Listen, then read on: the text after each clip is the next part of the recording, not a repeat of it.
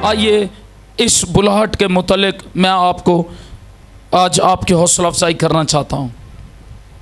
बुलाहट की 4 किस्में आज मैं बताऊँगा। खुदा ने हमें कॉलिंग दी हुई है, ये कॉलिंग मेरे और आपके लिए है। और मैं आपको एक बात बताता चलूँ, अगर कोई शख्स खुदा की कॉलिंग पर कायम नहीं रहता, खुदा की कॉलिंग को हकीर जानता है, यहूदा इस्करियोती की तरह उसे पैसे से प्यार था, या उस नौजवान की तरह जो भागता हुआ यीशु मसीह के पास आया और उसने कहा, ऐ नेक उस्ताद मैं क्या करूँ कि हमेशा की ज़िंदगी पाऊँ। और यीशु मसीह ने उससे कहा, जा अपना माल गरीबों में बांट दे और मेरे पीछे आ जा, तो तू हमेशा की। तो पता है उस नौजवान ने क्या कहा, क्या किया उसने? लिखा वो मायूस होकर चला गया। बड़े जोश से भागता हुआ आया है लेकिन मायूस होकर चला गया, क्योंकि लिखा वो दौलत से प्यार करता था। किससे प्यार करता था? कभी कभी दौलत इंसान का खुदा बन जाती है। यीशु मसीह ने उससे कुछ बातें पूछी। यीशु मसीह ने उससे कहा, तू हुक्मों को कैसे मानता है? तू हुक्मों को जानता है? उसने कहा, मैं सारे हुक्मों को मानता हूँ। उसने 10 के 10 हुक्म पढ़कर सुना दिए और उसने कहा, मैं इन हुक्मों को मानता हूँ। यीशु मसीह ने कहा, ठहर, अभी तेरा टेस्ट हो जाता है। क्या हो जाता है? यीशु मसीह ने उसी वक्त उसका टेस्ट लिया। लिखा है यीशु मसीह को उस पर तरस आया, क्योंकि वो हमेशा की ज़िंदगी को चाहता था। वो नहीं चाहता था कि वो जहन्नम की आग में जले, वो हमेशा की ज़िंदगी को चाहता था। यीशु मसीह को उस पर तरस आया और यीशु मसीह ने उससे कहा, ठीक है। उसने उसको कहा, जा अपना माल गरीबों में बांट और मेरे पीछे हो ले। तो लिखा वो मायूस होकर चला गया। अब मैं आपको बताना चाहता हूँ, उसने कहा, मैंने 10वें हुक्मों पर अमल करता हूँ। कितने हुक्मों पर अमल करता हूँ? और मैं हमेशा कहता हूँ, सच्ची कलीसिया वही है इस ज़मीन पर जो 10 हुक्मों पर अमल करती है, जो बुत परस्ती नहीं करती, जो सबत को पाक मानते हैं, जो खुदा उनको जलाल देते हैं और जो एक खुदा को मानते हैं। और आगे 6 हुक्म जो इंसानों के मुतल्लिक़ है, चोरी नहीं करते, जना नहीं करते और झूठी गवाही नहीं देते, खून नहीं करते और पड़ोसी की किसी चीज़ का लालच नहीं करते, जो इन सारे 10 हुक्मों को मानते हैं। लेकिन उस शख्स ने, खुदा यीशु मसीह ने उसे दिखाया कि तू किसी हुक्म को नहीं मानता। और आहिस्ता आहिस्ता उसने, मेरे पास आज वक्त नहीं, किसी और दिन इस पर बात करूंगा, लेकिन उसने सारे हुक्म तोड़े। उसने बहुत सारे हुक्म तोड़ दिए। पहला हुक्म यीशु मसीह ने कहा, जा और अपना माल बेच कर। तो पहला हुक्म उसने तोड़ा। खुदा की बजाय वो किससे ज्यादा प्यार करता था? दौलत से। और फिर एक हुक्म है, तू लालच ना करना, और उसके अंदर क्या था? उसने वो हुक्म भी तोड़ दिया। वो लालची था, वो अपने रुपए पैसे के लिए लालची था। कभी कभी हम रुपए पैसे के लिए लालची हो जाते हैं, और जब कोई रुपए पैसे के लिए लालची हो जाता है, मैं आपको बताना चाहता हूँ, हमेशा की जिंदगी से वो दूर होना शुरू हो जाता है। लिखा है लालची बुत परस्त के बराबर है। किसके बराबर है? और लिखा है कोई तराशी मूरत और सूरत ना बनाना, ना उनकी पूजा करना, बुत परस्ती ना करना। उसने दूसरा हुक्म भी तोड़ दिया। वो बुत परस्तों के बराबर था, क्योंकि वो लालची था रुपए पैसे के लिए। बिलीव करें, अगर मेरे लिए आप कहेंगे आई डोंट केयर, मैं कभी ये ख्याल नहीं करता लोग क्या कह रहे हैं, मैं ये ख्याल करता हूं जो मुझे बुलाहट दी गई है मैं उसके साथ किस तरह काम कर रहा हूं। हालेलुया। और मैंने आज तक लोगों की केयर नहीं की। मैं आपको बताऊं, अगर मैं लोगों की केयर करता, लोगों की बातें सुनता, क्योंकि या तो हमें यीशु की बात सुननी है या कल्चर की। कल्चर आपको बहुत कुछ कहेगा, लेकिन हमें किसकी बात सुननी है? ये बुलाहट किसकी तरफ से है? जब रसूलों को रोका गया, आप ये इस तरह ना करें, यीशु का नाम लेकर मुनादी ना करो और जो कुछ मर्जी करो, उन्होंने कहा हमें आदमियों की निस्बत खुदा की बात को मानना ज्यादा जरूरी है। Hallelujah, hallelujah. तो मैं 4 बुलाहटों पर जल्दी से बात करना चाहता हूं। खुदा ने आपको बुलाहट दी है, ये चारों बुलाहटें आपके लिए हैं। पहली बुलाहट आसमानी बुलाहट है, और इस आसमानी बुलाहट के लिए मैं आपको बताना चाहता हूँ, मरकस की इंजील 16 बाब इसकी 15वीं आयत मेरे सामने खुली हुई है। इसमें लिखा है, जाओ, उसने उनसे कहा कि तुम तमाम दुनिया में जाकर सारी खलक के सामने अंजील की, किसकी मुनादी? किन के सामने? सारी खलक के सामने हम किस तरह सारी खलक सारी दुनिया के पास जाएंगे अगर हम खुदा के लिए कुछ देना नहीं चाहेंगे? मैं हमेशा कहता हूं, जब मैं कोरिया गया मैं हैरान हो गया। वहां पर उनके अंदर ये जज्बा जब मैंने देखा मैं हैरान हो गया। जिस घर में हम ठहरे हुए थे मैंने उनसे कहा मैं आपके लिए क्या बरकत चाहूं। उस बहन ने मुझे एक बाइबल गिफ्ट की और कुछ चीज़ें गिफ्ट की और छोटी छोटी चीज़ें उसने एक पैक बनाया, कुछ टॉवल्स गिफ्ट किए और छोटे छोटे, और उसने छोटी छोटी चीज़ें गिफ्ट की। उसने कहा पास्टर आप जितने दिन भी हमारे घर रहे हम उस तरह खिदमत नहीं कर सके जिस तरह हमें करनी चाहिए थी, क्योंकि आपकी इबादतें बहुत ज़्यादा बिजी थी। आप सुबह जाते, आप रात को हम सोए होते, आप फिर आते थे। तो मैंने कहा कोई बात नहीं। तो मैंने कहा मैं आपके लिए क्या बरकत चाहूँ। तो हम वहाँ कोरिया में लोग जूते बाहर उतारते हैं, अपने घर के अंदर जूते नहीं लाते, जूते घर से बाहर उतारते हैं। मेरी बात आप समझ रहे हैं? छोटे घर हैं कोरिया में लोगों के पास, बड़े घरों में मोस्टली वो नहीं रहते, छोटे घरों में रहते हैं। 1-2 कमरे का घर, 3 कमरे का अपार्टमेंट्स जिस तरह बने हुए हैं। और मैंने कहा मैं आपके लिए क्या दुआ करूँ। तो सेन में दोनों मियाँ बीवी और उनके 3 बच्चे यूँ घुटनों के बल बैठ के फर्श पर, और उन्होंने कहा आप सिर्फ हमारे लिए दुआ करें। मैंने कहा मैं आपके लिए क्या दुआ करूं। तो मैं भी नीचे घुटनों के बल हो गया और उन्होंने कहा आप हमारे लिए दुआ करें, हम अंजील की मुनादी के लिए किसी मुल्क में जाकर शहीद हो जाएं। आप कहेंगे ये कैसी दुआ है? हमसे कोई पूछे जड़ा कदी दावत कर देना 5 शब्द तवक्को करदा, जड़ा दुआ ते आ जाओ तवक्को करदा, जड़ा कोई चंदा दे दे तवक्को करदा। हुण पादरी साहब साडे वास्ते की करनगे, सानू की बरकत मिलेगी? कभी कभी हम ज़मीनी बरकतों की तरफ अपनी नज़र रखते हैं। मैं हैरान हो गया, मैंने कहा इसके अलावा? उसने कहा इसके अलावा कुछ नहीं। उन्होंने कहा हमारी तमन्ना यही है कि हमारे पास्टर साहब मुख्तलिफ मुल्कों में जाएं यहाँ कोरिया से, और हम उनके लिए पैसे देते हैं। उन्होंने कहा हम अच्छे कपड़े नहीं, महंगे कपड़े नहीं खरीदते, हम बाज़-औक़ात टैक्सी इस्तेमाल नहीं करते या गाड़ी नहीं इस्तेमाल करते, हम पैदल जाते हैं इसलिए कि वो पैसे बचें और वो पैसे हम चर्च में दें और वो अंजील की मुनादी के लिए इस्तेमाल हो जाएं। इसी तरह हमें सारी खलक के सामने अंजील की मुनादी करनी है। Hallelujah, hallelujah. जब कोई आसमानी बुलाहट को पूरा करता, मैं आपको बताऊं, कोरिया वो मुल्क था जो घास खाते, और जिस तरह मैंने कीनिया की बात की इस तरह गरीब लोग थे। लेकिन जब उन्होंने खुदा की आसमानी बुलाहट को पहचान लिया, आज वहाँ पर कोई शख्स रहा हुआ नहीं है। वो इतने खुशहाल हैं मैं आपको बता नहीं सकता, और इतने कामयाब हैं, खुदा ने उनके आसमानों से मदद भेजी है। हालेलुया। आसमानी बुलाहट को जब आप जानेंगे, मत्ती 28:19 आयत में लिखा है, जाओ सब कौमों को शागिर्द बनाओ। कितनी कौमों को? और उनको बाप और बेटे और रूह कुद्स के नाम से बपतिस्मा दो, उन बातों की तालीम दो जो मैंने तुम्हें सिखाई हैं। हमें जाना है, हमें बताना है। हम जोशुआ टीवी के वसीले जा रहे हैं दुनिया तक, लेकिन अब हमें और ज़्यादा खुदा के जलाल के लिए उठना है। हालेलुया। और जो आसमानी बुलाहट को पहचानते हैं, खुदा उनकी नस्लों को आसमानों से बरकत देता है। नहीं वेखे बच्चे सादक दे, कदी टुकर मांग दे। फिर सादकों की नस्ल जमीन पर जोरावर होगी, वो कभी रोटी के टुकड़े के मोहताज नहीं होंगे। हालेलुया। और फिर कोई जादू, कोई अफसून, कोई जादू टूना आप पर नहीं चलेगा। हालेलुया। गिनती की किताब में लिखा, चूंकि खुदा उनके दरमियान रहता है इसलिए कोई अफसून उन पर नहीं चलेगा। हालेलुया।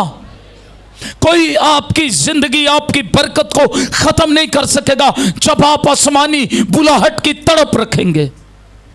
आमीन। दूसरी बुलाहट, एक बुलाहट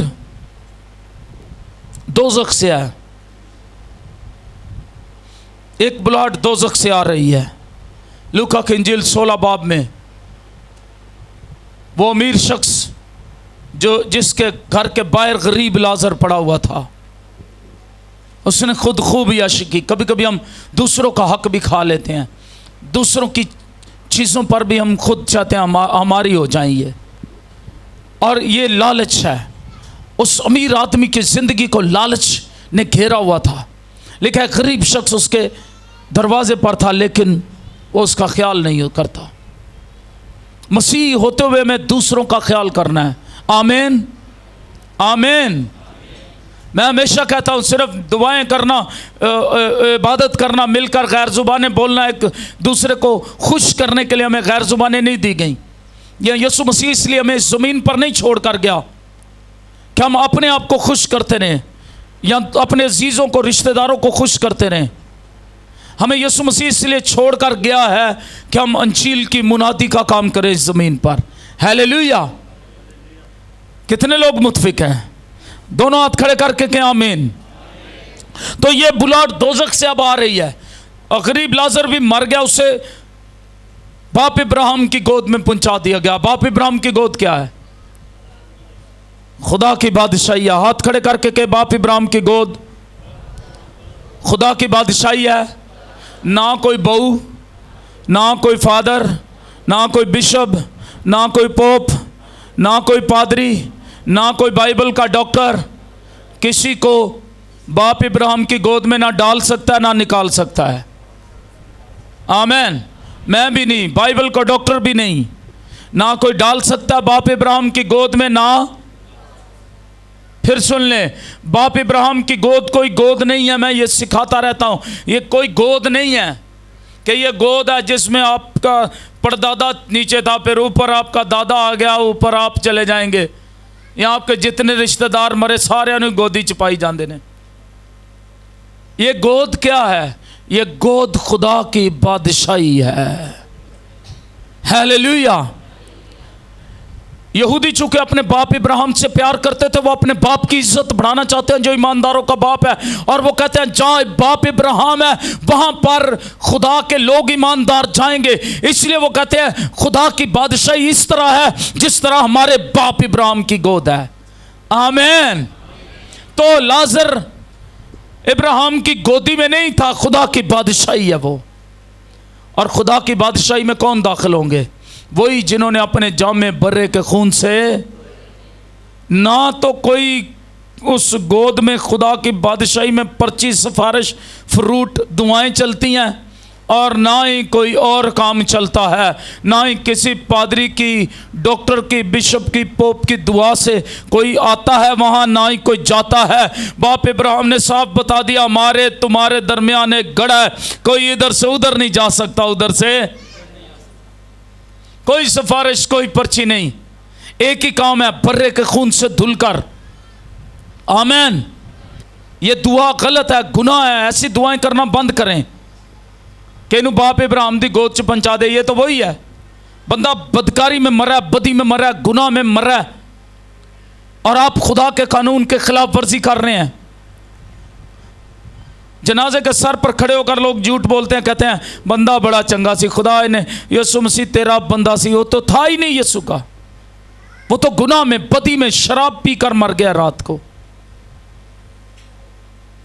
और कहते हैं खुदा ने बाप इब्राहिम दी गोद च जगह दी। असी भी कह देने आमीन। हम बराबर के गुनहगार हैं जब हम उनके साथ आमीन करते हैं, या हम कहते हैं अच्छा अगला जान खुदा उदा अच्छा कर दे। तेरे कहने नाल अच्छा करना, उन्हें आप ही नहीं अच्छा किया इस जमीन ते रहिंदे होए। एक काम किस्त का है, लूका 16 बाप पढ़ने वाले का, फरिश्तों ने ले जाकर गरीब लाजर को बाप इब्राहिम की गोद में पहुंचाया। किसका काम है? इसलिए इस मकसद के लिए चंदे ना दें कि आपको हम बाप इब्राहिम की गोद में पहुंचा देंगे। आमीन, आमीन। इस मकसद के लिए फ्रूट ना बांटे, वो किसी काम का नहीं है। इस मकसद के लिए कुछ ना करें, क्योंकि ये काम फरिश्तों का है और फरिश्ते जानते हैं। लिखा फरिश्तों के पास हिसाब किताब की किताबें, और जिस किसी का नाम किताबे हयात में लिखा हुआ ना मिला वो आग और गंधक की झील में डाला जाएगा। तो ये एक बुलाहट दोज़ख से अब उठ रही है। गरीब लाजर खुदा की बादशाही में, क्योंकि गुर्बत ने और बीमारी ने उसका खुदा से तलक नहीं तोड़ा। कभी कभी हम इसलिए खुदा से दूर हो जाते हैं और बदियां करते हैं और करप्शन करते हैं, लोगों का हक मारते हैं कि हम गरीब हैं और किसी तरह अमीर हो जाएं। गरीब लाजर ने अमीर होने के लिए करप्शन नहीं की, बीमारी से छूटने के लिए खुदा पर इत्मीनान नहीं छोड़ा, खुदा को छोड़कर जादूगरों के पीछे और लोगों के पीछे नहीं भागा। लेकिन जब मरा है तो वो कहाँ है? खुदा की बादशाही में है। अमीर आदमी कहाँ है? लिखा है वो आग में तड़पता था। उसने कहा मैं इस आग में तड़पता हूं।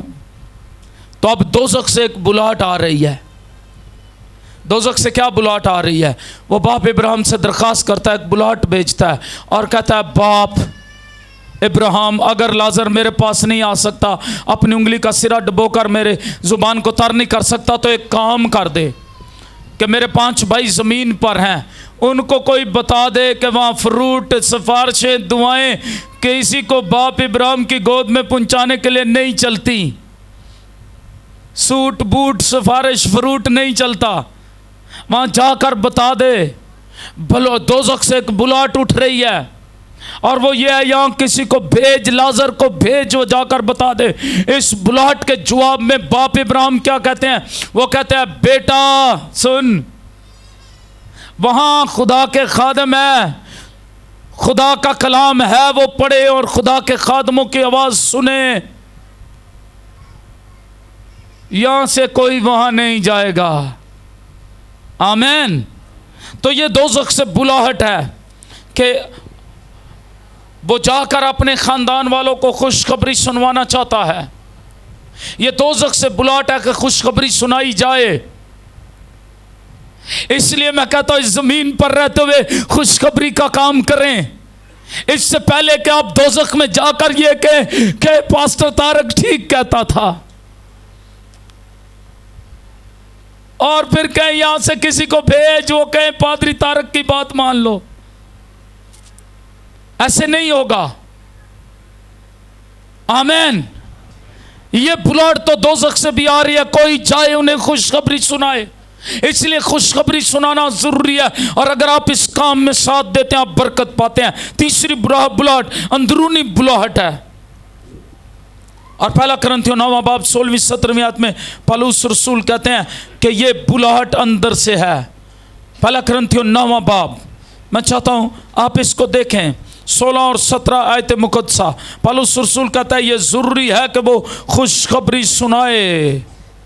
क्या है?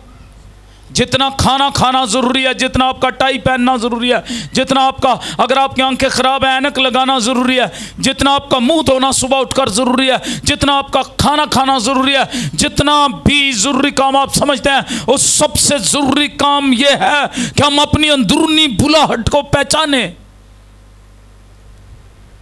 आमीन। आइए मैं बताना चाहता हूँ, पहला कुरिन्थियों 9वां बाब 16वीं 17वीं आयत मुकद्दसा में पौलुस रसूल क्या कहते हैं? कहते हैं मग अगर खुशखबरी सुनाऊं तो मेरा कुछ फ़ख्र नहीं, क्योंकि ये तो मेरे लिए ज़रूरी बात है। समझ आ रही है बात की? अगर ये मुख्तारी मेरे सुपुर्द और मैं सुनाता नहीं हूँ तो फिर मुझे क्या अजर मिल सकता है? फिर सज़ा है। और अगर मैं सुना रहा हूं तो ये खुशखबरी की मुनादी करना मेरे लिए क्या है? कैसी बात है? ये बहुत ज़रूरी बात है। हम कहते हैं मैंने बड़ी ज़रूरी बात करनी है। यह बहुत ज़रूरी बात है कि हम खुशखबरी की मुनादी करें। Hallelujah, hallelujah. खाने पीने से भी ज़्यादा ज़रूरी है। और ये अंदरूनी बुलाहट, अगर आप खुशखबरी में शामिल नहीं हैं, खुशखबरी सुनाने में शामिल नहीं हैं, और मैं यहाँ पर एक बात कहता हूँ, यीशु मसीह ने कहा जाओ और अंजील की मुनादी करो। क्या करो? और अगर आप जाते नहीं, आप पैसा देते हैं जाने के लिए किसी को, तो आप उस खुशखबरी में शरीक हैं, शामिल हैं। Hallelujah, hallelujah. आप उस जरूरी काम के लिए, जरूरी बात के लिए अपना रुपया पैसा दे रहे हैं। आमीन। पहले अमेरिका से मिशनरी आए, इंग्लैंड से, और मैंने एक मिशनरी को कहा अब इंग्लैंड में, यूरोप में इतनी बदी है, मैंने उनको कहा आपका हम पर बड़ा कर्ज है। एक वक्त आप हमारे पास मुनादी करने आए, अब हम पर कर्ज है, अब हम आपके पास मुनादी करने आएंगे। एक वक्त आप हमें बताने आए यीशु कौन है, लेकिन अब आप भूल गए हैं यीशु कौन है। आपकी नस्लें बदी में चली गई हैं। अब हम पर फर्ज है, जो कर्ज आपने हम पर चुड़ाया, मैं एक दिन इंग्लैंड आके, यूरोप आके वो कर्ज उतार के जाऊंगा। वो गोरा हंसा, हा हा, कहा रियल? मैंने कहा हाँ, मैं तुम्हें वहां आके जरूर मिलूंगा। हालेलुया। क्योंकि ये जरूरी बात है। और अगर खुशखबरी ना सुनाए तो मेरे लिए, आपके लिए, कलीसिया, अफसोस की बात है। और एक और बुलाहट जिसको मैं समझता हूँ ज़रूरी है, वो है बैरूनी बुलाहट। वो कहाँ से है? बैरूनी बुलाहट। मैं चाहता हूँ इस हवाले को पढ़ें, अमाल 16 बाब उसकी 9वीं आयत मुक़द्दसा, और फिर हम आमीन करेंगे। अमाल की किताब 16 बाब उसकी 9वीं आयत मुक़द्दसा। यह मकदूनिया है, ये एक साहिल पर है। जिस तरह हम किसी कराची चले जाते हैं और कराची साहिल समुंदर पर है, ये मकदूनिया इस तरह का इलाका था। और यहाँ पर ये यूनान का एक रोमी सूबा था, मकदूनिया। मकदूनिया से अमाल की किताब 16 बाब 9वीं आयत मुक़द्दसा पढ़ दें ऊंची आवाज़ में। 16वें बाब की 9वीं आयत मुक़द्दसा गौर से सुने। खुदावन के पाक कलाम में यूँ लिखा है, और पलूस ने रात को रोया में देखा कि एक मकदूनी आदमी खड़ा हुआ, उसकी मिन्नत करके कहता है कि पार उतरकर मकदूनिया में आ और हमारी मदद कर। क्या कह रहा है? रोया में खड़ा, पार आ। रोया में पलूस देखता है और वो शख्स खड़ा, मकदूनी शख्स खड़ा, क्या कह रहा है? ये बैरूनी बुलाहट है जो बाहर से आ रही है। मखलूकात कमाल आरज़ू से खुदा के फरजंदों के ज़ाहिर होने की राह देख रही है, और लोग रो रहे हैं, तरस रहे हैं, पुकार रहे हैं, आओ हमारे पास। दुनिया अंजील के लिए भूखी है, प्यासी है। मुझे और आपको जाना है, और उस वक्त तक खात्मा नहीं होगा, उस वक्त तक यीशु मसीह बादलों पर नहीं आएगा, जब तक सारी खलकत के सामने अंजील की मुनादी का काम हम मुकम्मल नहीं कर लेते। आमीन। ये बैरूनी बुलाहट है जो बैरूनी तौर पर बाहर से आ रही है। क्या हो? रोया में पलूस देखता है। इसलिए मैं कभी कभी कहता हूं, हमारा मकसद सिर्फ अपनी जात नहीं है, और ना ही होना चाहिए। हमारा मकसद अंजील की मुनादी है, आसमानी बुलाहट को पहचानना है, दोज़ख से जो बुलाहट उठ रही है उसको पहचानना है, हमारे अंदर से जो बुलाहट उठ रही है उसको पहचानना है, बैरूनी बाहर से जो बुलाहट उठ रही है उसको पहचानना है। फिर हम खुदा के लोग हैं, फिर हम उसकी बादशाही के फरजंद हैं, फिर खुदा का जलाल आप पर, आपकी नस्लों पर आकर ठहर जाएगा, फिर खुदा का रहम आप पर, आपकी नस्लों पर ठहर जाएगा, फिर खुदा की अजूरी आपको घेर लेगी, फिर खुदा का काम होगा। बिलीव करें। मैं कभी जब जाता हूं, मैं कभी ये नहीं सोचता कि जरूरी है कि मैं वापस ही आऊंगा। पाकिस्तान आर्मी का एक स्लोगन, मैं 1900, मेरा ख्याल है, मुझे सन याद नहीं, जो भी था, मैं एक शायद 99 था या 1999 था या 2000 सन की ये बात है जो मैं करने लगा हूँ, या इससे बाद की। मैं अपने एक अजीज़ की पासिंग मार्च पर गया, वो उसने आर्मी से पास आउट होना था और आर्मी अफसर बनना था। तो वहाँ पर एक शील्ड्स दी गई, बांस पर मिली मुझे। उस शील्ड पर लिखा हुआ था, आर्मी का स्लोगन था, अगर हम गए और वापस ना आए तो हमारी नस्लों को बता देना हमने उनके मुस्तकबिल के लिए अपनी जानें कुर्बान कर दी हैं। Hallelujah, hallelujah, hallelujah, hallelujah. मैं कभी नहीं सोचता, मैं समझता हूं। और जॉन बेनियन खुदा का खादम ये कहता है, अगर मैं कहीं गया वापस ना आया तो अपने ख़ानदान और कलीसिया को लिखता है, अगर मेरी कभी ज़मीन पर आपसे मुलाकात ना हो सकी तो मेरी आसमान पर आपसे मुलाकात हो जाएगी। हालेलुया। हमें इस बुलाहट के लिए शिद्दत के साथ अपनी ज़िंदगियों को शेप करना है, रीशेप करना है। और जब हम खुदा के हुज़ूरी में अपनी इस बुलाहट के लिए इस तरह से काम करेंगे तो याद रखें, खुदा का फजल हम पर, हमारी नस्लों पर कसरत से जारी हो जाएगा। हालेलुया। कोई कलीसिया आपको गिरा नहीं सकते। और कलाम मुकद्दस में यीशु मसीह ने कहा, मैं इस कलीसिया को उस पत्थर पर, यीशु मसीह ने कहा अपनी तरफ इशारा करके, इस पत्थर पर बना रहा हूं और जहन्नम के दरवाजे, बदरुओं की ताकतें, इब्लीस की ताकत, जहन्नम के दरवाजे, कभी कलीसिया आप पर गालिब नहीं आ सकते, क्योंकि आप यीशु मसीह की दुल्हन हैं। खुदावंद आपको बरकत दे। आइए अपने पांव पर खड़े हो जाएं, आइए दुआ मांगना शुरू करें, आइए दुआ मांगना शुरू करें। दुआ में लग जा, अपनी जुबानें खोले, अपने मुंह खोलें और कहें, खुदावंद हम आसमानी बुलाहट को सुनते हैं। आज हम दोज़ख से जो बुलाहट उठ रही है उसको सुन रहे हैं। खुदावंद जो बुलाहट हमारे अंदर से उठ रही है हम उसको सुन रहे हैं। जो बुलाहट बाहर से हमें नजर बुला रही है, क्योंकि मखलूकात कमाल आरजू से खुदा के फरजंदों के जाहिर होने की राह देखती है, हम उस बुलाहट को सुन रहे हैं। हम इन चारों बुलाहटों पर अपने कान लगाते हैं। हम अपनी जिंदगी को तेरे लिए देते हैं, क्योंकि तूने कहा जो मेरे खातिर अपनी जिंदगी गवाएगा उसे पाएगा, और जो इसे बचाएगा वो खो देगा। हम अपनी जिंदगी खोना नहीं चाहते, बचाना नहीं चाहते, तेरे जलाल के लिए लगाना चाहते हैं। हमारी ये जिंदगी तेरे जलाल के लिए लग जाए।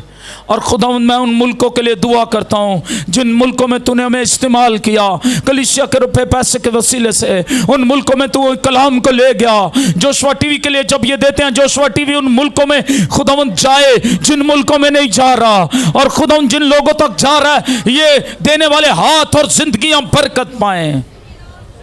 ब्लेस करो लॉर्ड। तुम अपने नहीं हो, खून से खरीदे गए हो, इसलिए अपने बदनों से खुदा का जलाल जाहिर करो। अपने नहीं हो, तुम खून से खरीदे गए हो। खुदावंद खून से खरीदो वो को छू ले, खुदावंद खून से खरीदो वो को छू ले, खुदावंद खून खरीदो को छू ले, खून खरीदो को अपने जलाल के लिए तैयार कर। अपने बदनों से तेरा जलाल जाहिर करे। गवाहियां बदल जाएं, किरदार बदल जाएं, जिंदगियां बदल जाएं, हमारी सोच बदले, हमारा दिल बदले, हम तेरे जलाल के लिए तैयार हो जाएं। दुनिया भूखी है अंजील के लिए। खुदावंद हमें उन तक कलाम को लेकर जाना है, अंजील को लेकर जाना है। और ये बुलाहट खुदावंद, चारों तरह की बुलाहटें हमें इन्हें समझना है। खुदावंद जो जिंदगी, जो बरकतें तूने हमें दी हैं, इनमें हम वो शरीक करें। हम उन लोगों को तुझे जलाल दें, तुझे जलाल दे, क्योंकि एक दिन तू बादलों पर आने वाला है। खुदावंद हमें इस तरह तैयार कर, हम तेरे लोग बनकर इस ज़मीन पर ज़िंदगी गुजार सके और बरकत दे। यीशु मसीह के नाम में मांगते और पा लेते हैं। जितने बीमार हैं अपने सरों पर अपने हाथ रख ले। आसमानी बाप, मैं बीमारों के लिए दुआ करता हूँ यीशु मसीह के नाम में। हर तरह की बीमारी, रोग, दुख, तकलीफ, मुसीबत, परेशानी, लानत, कर्ज, डिजीज, इब्लीस ने जिनको दुख दिया है खुदावंद, जब मैं यहाँ नहीं था, पीछे से जो नुकसानात हुए हैं, मैं उनके लिए दुआ करता हूँ खुदावंद, तू उस नुकसान को, लोगों के उस नुकसान को पूरा कर खुदावंद।